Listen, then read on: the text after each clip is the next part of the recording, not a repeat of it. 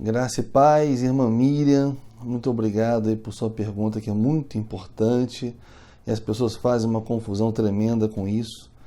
Qual a diferença entre a palavra repúdio e a palavra divórcio?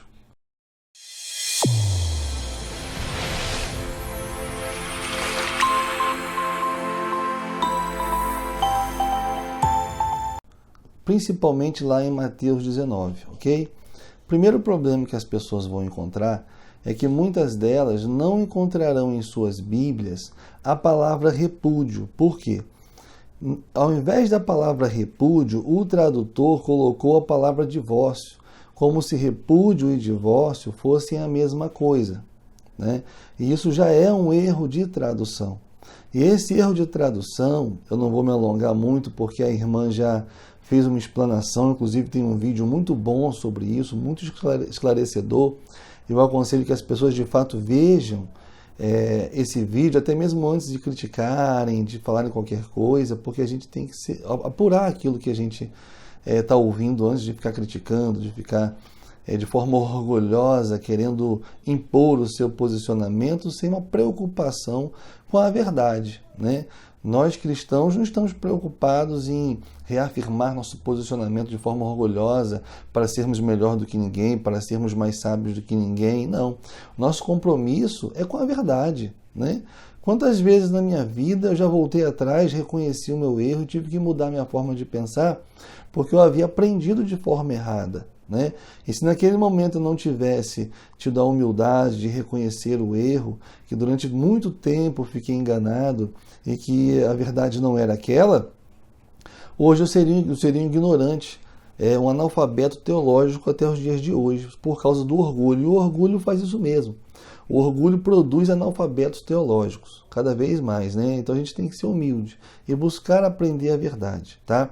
Então a irmã já falou sobre a tradução, é o primeiro problema que nós vamos encontrar em algumas Bíblias, que não colocam a palavra repúdio e colocam divórcio. Eu não vou falar, não vou adentrar com profundidade, que existe um problema de tradução, que a irmã já explicou. Muitas Bíblias estão traduzidas através de textos críticos e não de textos majoritários, do texto recebido, que é um texto fiel, é um texto que transmite credibilidade pelo seu contexto histórico, a forma como foi preservado. Tudo isso a irmã explicou. Por outro lado, tem os textos críticos que não produzem confiança, que tem uma grande quantidade de variações de textos entre os seus códices, né? E quando compilaram o texto crítico, nesse texto crítico existem várias divergências entre textos, omissões de textos, acréscimos de textos, ou seja, corromperam a Bíblia. Então algumas traduções não são fidedignas. Então o primeiro passo que você tem que ter antes de estudar essa questão do repúdio e do divórcio é escolher uma Bíblia confiável para ler. Qual é a Bíblia confiável? Hoje a mais confiável é a ACF, tá? Almeida Corrigida Fiel, porque foi uma Bíblia traduzida a partir do texto recebido, de textos majoritários, textos que têm confiança, né?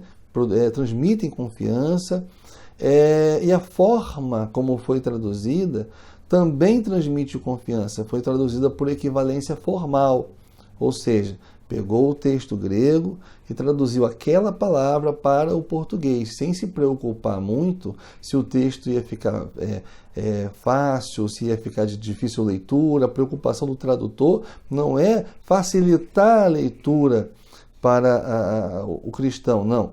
É ser fiel. E por isso que a leitura às vezes é tão rebuscada, é tão difícil de entender. Por outro lado, essas outras Bíblias, que foram traduzidas a partir de textos críticos, além de não transmitir confiança ao texto crítico, foram traduzidas por equivalência dinâmica, ou seja, não é tradução de palavras, é tradução de pensamentos. Ele buscou no texto original o pensamento do autor e colocou no português de acordo com as suas palavras, ou seja, não pode nem se considerar uma tradução. É, na verdade, uma paráfrase.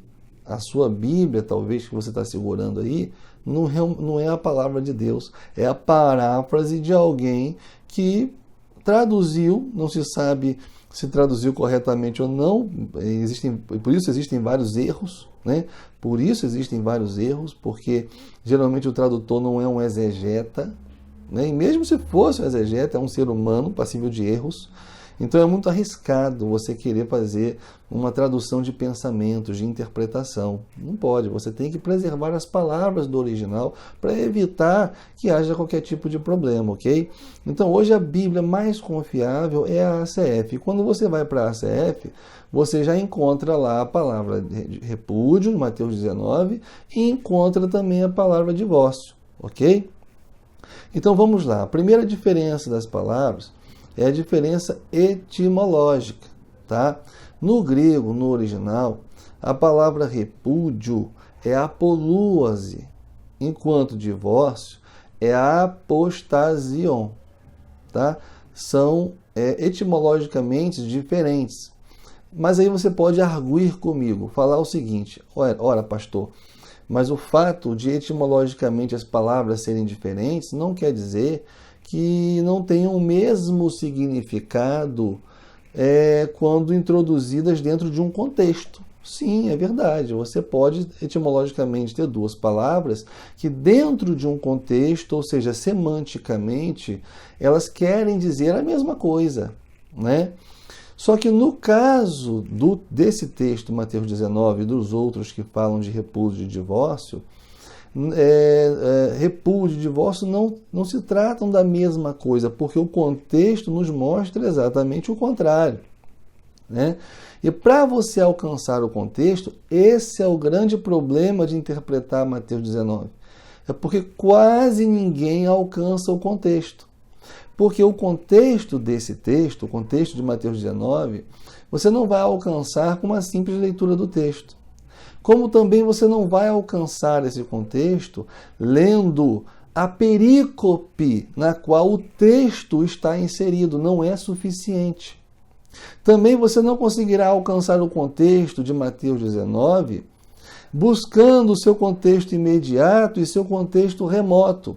Porque embora no contexto remoto você tenha textos que venham contribuir para a interpretação, para a formação do contexto, ainda não será suficiente. E por que não será suficiente? Porque para entender o contexto desse texto, é imprescindível que você conheça o contexto histórico. E o contexto histórico desse texto você não vai encontrar em sua totalidade na Bíblia Sagrada. Você vai ter que recorrer a outros escritos, como, por exemplo, Flávio Josefo, né? E outros historiadores que vão nos contar como se dava o divórcio e o repúdio na época de Jesus. Se você não entender isso, é impossível você entender sobre repúdio e divórcio e você deixa de ser uma pessoa com autoridade para emitir qualquer opinião a respeito do texto, porque nenhum texto pode ser entendido, o seu significado, sem primeiro alcançar o seu contexto. Isso aí não sou eu que estou inventando, isso aí é um princípio hermenêutico, inclusive um dos principais princípios hermenêuticos que qualquer teólogo que está me ouvindo há de concordar comigo e não vai divergir. Porque a primeira coisa para você encontrar um significado de um texto é o quê? Buscar o contexto. Ok? Muitas vezes esse contexto, você olhando o contexto imediato, você já absorve. Às vezes é necessário que você busque um contexto remoto, um texto além, para você entender aquele texto ali. Às vezes não é suficiente, às vezes você tem que buscar um contexto histórico, um contexto cultural, né? Um contexto político da época. Enfim, cada texto, para você entender de forma fiel, ele vai exigir, vai demandar que você busque um determinado contexto, uma determinada informação para você entender o seu contexto. Tudo bem? E no caso desse texto, nós quando buscamos o contexto histórico, e aí quando eu falo em contexto histórico, não estou falando de invenção de ninguém, eu estou falando de fatos concretos que são irrefutáveis, porque são históricos, ok? Na época de Jesus, e eu já começo assim, derrubar a tese de que repúdio e divórcio era a mesma coisa, na época de Jesus, repúdio e divórcio eram tratados de forma diferente. Não é só na época de Jesus, não, muito antes disso. Tá? Por quê? A lei de Moisés dizia o seguinte, que você tinha que dar a carta de divórcio e depois repudiar. Né? Primeiro você dá a carta de divórcio e depois repudiar, ou seja, depois você abandona, depois você larga a sua esposa, né? Separa de vez, de fato. Né? Então o repúdio é isso, mas isso tinha que se dar por um meio legal. Existia uma previsão legal na lei de Moisés. E como é que se dava o repúdio? Era mediante a carta de divórcio. Então divórcio era uma coisa, repúdio era outra. Beleza. Era isso que eles faziam na época de Jesus? Não era isso que eles faziam na época de Jesus. Né? Na época de Jesus, eles simplesmente repudiavam sem dar a carta de divórcio. Eles faziam algo contra a legislação de Moisés, mas, no entanto, isso era consuetudinário, ou seja, isso fazia parte do costume do povo judeu. Eles faziam isso de forma corriqueira, como se tivessem legalizado essa prática na época. E é a partir daí que você entende o porquê que os fariseus estão querendo, logo no início, fazer essa pegadinha com Jesus. Por isso que você entende é que a pergunta dos fariseus é tão capciosa. Porque os judeus não estão perguntando ali, é só você abrir a ACF, se é lícito se divorciar. Porque é óbvio, a lei já dizia que não é lícito. Eles não iam fazer para Jesus uma pergunta idiota, né? Uma pergunta que Jesus ia falar assim, olha, só lê a lei de Moisés que você vai ver que não é lícito. Não era isso que eles estavam querendo saber, porque eles não seria uma pegadinha, não seria capcioso, Jesus ia tirar de letra, né? Eles estavam querendo fazer uma pegadinha, por quê? Porque o repúdio da forma como era praticado não existia previsão legal, mas era aceito pela totalidade da comunidade.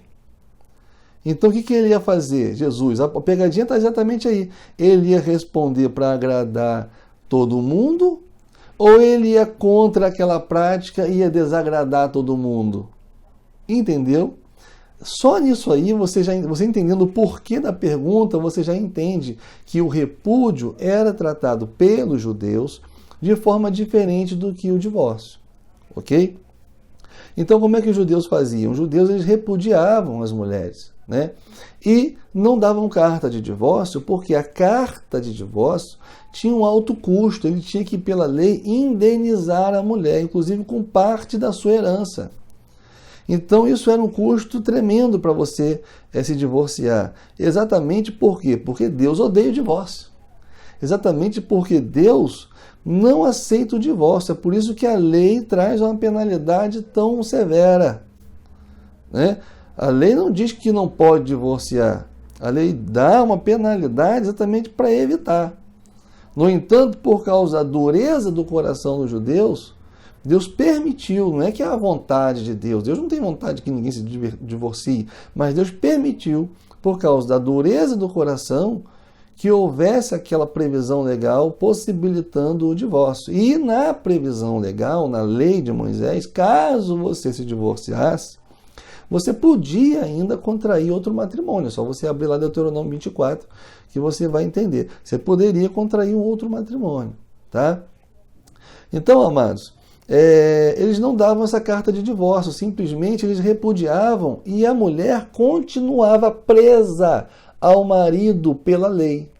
Ou seja, vamos dizer assim, era um divórcio de fato, mas não de direito. Né? Era um repúdio. O divórcio de fato nada mais é do que o repúdio. Né? É você abandonar a sua mulher, largar para lá, mas sem dar a carta de divórcio. Então ela permanecia presa pela lei. Por isso que o texto de Mateus 19 vai dizer que a mulher repudiada que contrair outro matrimônio está cometendo adultério. Né? Adultério, mocheia. Ora, para você cometer adultério, você só comete se você estiver casada. Né? Então ele já está deixando no texto, a própria palavra adultério já aponta que ela contraiu um outro matrimônio ainda ligada pela lei ao marido, senão não seria adultério. Para existir adultério, tanto na nossa legislação quanto na legislação mosaica, tinha que estar legalmente casada. Senão não era adultério. Podia ser fornicação, prostituição, mas adultério não. O texto fala em mocheia, adultério, no grego.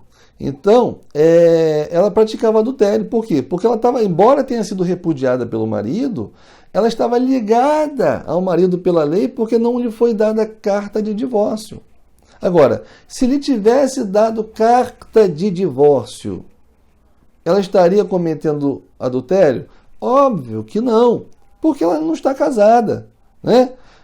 Poderia ser prostituição, se assim a Bíblia dispusesse, né? Mas se fosse essa a intenção de Deus, não estaria adultério aí, estaria porneia ao invés de mocheia, estaria relações sexuais ilícitas, prostituição, fornicação, essas palavras representadas pela palavra porneia no grego, tudo bem? Mas como está mocheia, está dizendo o seguinte, que ela permanecia casada pela lei e contraiu outro matrimônio.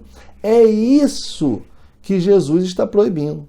Jesus não está falando em nenhum momento do texto, isso aí as pessoas afirmam com base em uma interpretação totalmente equivocada, de que uma vez a pessoa se divorciando legalmente e contrair outro matrimônio é adultério.